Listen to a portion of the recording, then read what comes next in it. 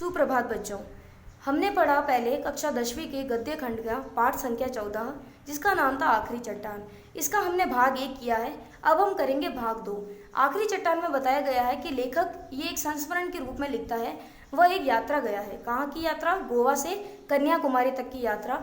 और उसने उस यात्रा में क्या क्या सहन किया, क्या क्या देखा, क्या उसे अच्छा लगा, वो सब कुछ उस बारे में बता रहा है। तो हम पढ़ते हैं इसका भाग 2।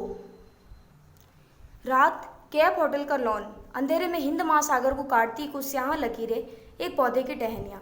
नीचे सड़क पर टॉर्च जलाता बुझाता एक आदमी, दक्षिण पूर्व के क्षितिज में एक जहाज की मध्यम सी रोशनी। मन बहुत बेचैन था, बिना पूरी तरह भीगे सूखती मिट्टी की तरह। जगह मुझे इतनी अच्छी लगी थी कि मन था अभी कई दिन कई सप्ताह वहाँ रहूं। लेखक को ये यात्रा बहुत अच्छी लगी, ये जगह बहुत अच्छी लगी। कन्याकुमारी लेखक का पूरी तरह रहने का मन हुआ, पर अपने भुलक्कड़पन की वजह से एक ऐसी हिमाकत कर रहा था कि लग रहा था कि वहाँ से तुरंत लौट जाना पड़ेगा। हिमाकत यानी एक तरह की आप कह सकते हैं गलती। अपना सूटकेस खोलने पर पता चला कि कना नोट में 17 दिन रहकर जो 80-90 पन्ने लिखे थे वे वही मेज की दराज में छोड़ आया हूँ। अब मुझे 2 में से एक चुनना था। एक तरफ था कन्याकुमारी का सूर्यास्त, समुद्र तट और वहाँ की रेत। दूसरी तरफ अपने हाथ के लिखे कागज, जो शायद अब भी सिवाय होटल के एक दराज में बंद थे। अब लेखक के पास 2 तरह के ऑप्शन कह सकते हैं आप कि लेखक को एक तरफ देखना था कन्याकुमारी का सूर्यास्त, वहाँ की रेत, वहाँ के टीले, समुद्र, सब कुछ, जो कि नज़ारा बहुत ही सुंदर था। प्रकृति मानो वास्तव में खुद ही प्रकृति कुछ बोलना चाहती है। और दूसरी तरफ लेखक के हाथ के लिखे गए 10-12 पन्ने, जो कि सिवाय होटल के एक दराज में बंद है। तो लेखक वहाँ से जाना तो नहीं चाहता था। कहाँ से? कन्याकुमारी से। मैं देर तक बैठा सामने देखता रहा, जैसे कि पौधे की टहनियों या उनके हाशिए में बंद महासागर से पानी से मुझे अपने समस्या का हल मिल सकता है। बहुत देर तक लेखक उस समुद्र के किनारे पौधों की टहनियों के वहाँ पर बैठा रहा। कुछ देर में एक गीत का स्वर सुनाई देने लगा, धीरे धीरे पास आता गया। एक कॉन्वेंट की बस होटल के कंपाउंड में आकर रुक गई। बस में बैठी लड़कियां अंग्रेजी में एक गीत गा रही थी, जिसे समुद्र के सितारे को संबोधित किया गया था। उस गीत को सुनते हुए और दूर जहाज की रोशनी के ऊपर एक चमकते सितारे को देखते हुए मन और उदास होने लगा। गहरी सांझ के सुरमई रंग में रंगी वह आवाज मन की गहराई के किसी कोमल रोए को हल्के हल्के सहला रही थी। लग रहा था कि उस रोए की जिद शायद मुझे वहां से जाने नहीं देगी।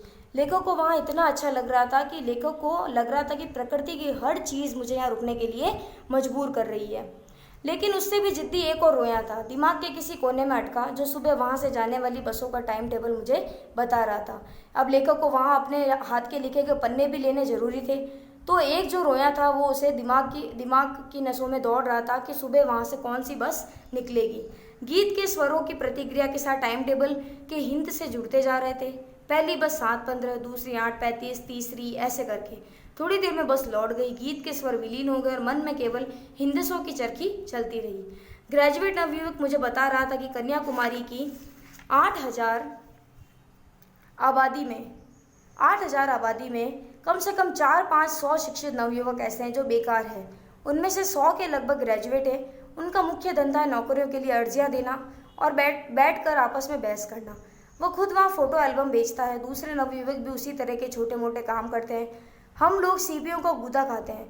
सीपियाँ, जो समुद्र के किनारे बहुत सारी सीपियाँ आपने देखी होगी जिसके अंदर मोती बनता है, तो उन सीपियों का गूदा वहाँ के रहने वाले लोग खाते हैं और दार्शनिक सिद्धांतों पर बहस करते रहते हैं। वह कह रहा था, इस चट्टान से इतनी प्रेरणा तो हमें मिलती ही है। मुझे दिखाने के लिए उसने वहीं से एक सीपी लेकर उसे तोड़ा और उसका गूदा मुंह में डाल दिया।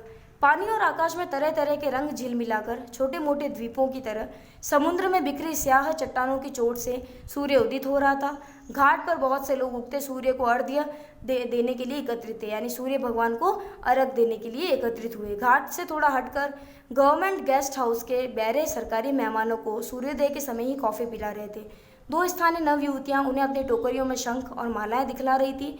वे लोग दोनों काम साथ साथ कर रहे थे, मालाओं का मोल तोल और अपने बाइनाक्यूलर्स से सूर्य दर्शन। मेरा साथी अब मोहल्ले मोहल्ले के हिसाब से मुझे बेकारी के आंकड़े बता रहे थे। बहुत से कडल काक हमारे आसपास तैर रहे थे। वहाँ की बेकारी की समस्या और सूर्योदय की विशेषता इन दोनों में बेलग। मेरे साथियों का कहना था कि लौटते हुए नाव को घाट की तरफ ले घुमाकर लाएंगे।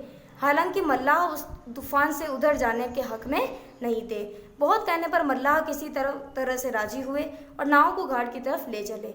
नाव विवेकानंद चट्टान के ऊपर से घूमकर लहरों के थपेड़े खाती उस तरफ बढ़ने लगी। वह रास्ता सचमुच बहुत खतरनाक था जिस रास्ते से हम आए थे। उससे कहीं ज्यादा नाव इस तरह लहरों के ऊपर उठ जाती थी कि लगता था नीचे आने तक जरूर उलट जाएगी। मतलब लेखक को बहुत ज़्यादा डर लग रहा था। वो उस नाव में बैठा है, लेकिन नाव के अंदर जो लहरें आ रही है वो बहुत डरावनी लग रही है। फिर भी हम घाट के बहुत करीब पहुंच गए। ग्रेजुएट नवयुवक घाट से आगे की चट्टान की तरफ इशारा करके कह रहा था, यहाँ आत्महत्याएं बहुत होती है। अभी 2 महीने पहले एक लड़की ने इस चट्टान से कूदकर आत्महत्या कर ली थी। मैंने सरसरी तौर पर आश्चर्य प्रकट किया। मेरा ध्यान उसकी बातों में नहीं था। मैं आंखों से तय करने की कोशिश कर रहा था कि घाट और नाव के बीच अब कितना फासला बाकी है। एक लहर ने नाव को इस तरह धकेल दिया कि मुश्किल से वो उलटते उलटते बची। आगे 3-4 चट्टानों के बीच एक भंवर पड़ रहा था। नाव अचानक एक तरफ से भंवर में दाखिल हुई और दूसरी तरफ से निकल गई। यानी एक पानी का बहुत बड़ा भंवर बना जिसके अंदर नाव फंस गई थी, लेकिन उस भंवर से दाखिल भी हुई और निकल भी गई। इससे पहले कि मल्लाह उसे संभाल पाते, वह फिर उसी तरह भंवर में दाखिल होकर घूम गई। मुझे कुछ क्षणों के लिए भंवर और उसे घूमती हुई नाव के सिवा किसी चीज की चेतना नहीं रही। यानी कि किसी और तरफ लेखक का ध्यान नहीं गया, सिर्फ और सिर्फ उस समुद्र के भंवर और उसे अपनी जान बचाने के लिए उसने अपना दिमाग दौड़ाया। चेतना हुई जब भंवर में 3-4 चक्कर खा लेने के बाद नाव किसी तरह उससे बाहर निकल आई। यह अपने आप या मल्लाहों की कोशिश से मैं नहीं कर सकता। भंवर से कुछ दूर आ जाने पर ग्रेजुएट नवयुवक ने बताया कि हम उस चट्टान को लगभग छूकर आए हैं जिस पर से कूदकर उस नव युवती ने कन्याकुमारी के साक्ष्य में आत्महत्या की। पर मैंने तब तक उस चट्टान की तरफ ध्यान से नहीं देखा जब तक हम किनारे पर बहुत पास नहीं पहुंच गए।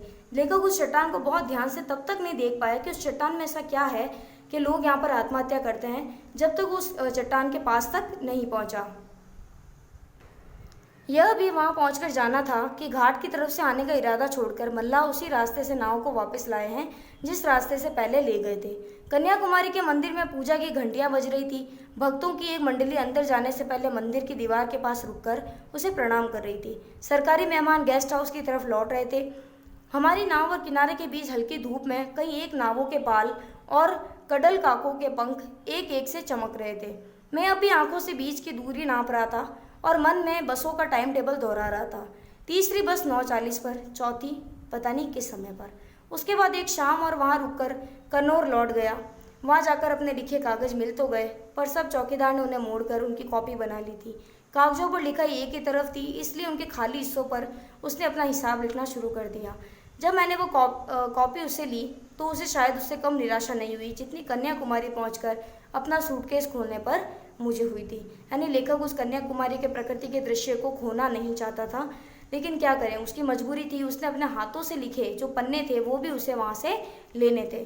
तो इस प्रकार मोहन राकेश ने अपना ये संस्मरण लिखा है आखिरी चट्टान, जिसके आखिरी चट्टान में बताया गया है कि इस चट्टान का ही इस पूरे संस्मरण में एक दृश्य है कि ये कन्याकुमारी, गोवा से कन्याकुमारी तक का जो सफ़र है वह चट्टानों से घिरा हुआ है। तो किस प्रकार लेखक ने चट्टानों का हमारे सामने अपना साझा किया कि किस प्रकार उसने कन्याकुमारी में क्या क्या देखा, क्या क्या उसे पसंद आया, सब कुछ लेखक को बहुत अच्छा लगा। और ये था लेखक का संस्मरण आखिरी चट्टान। धन्यवाद।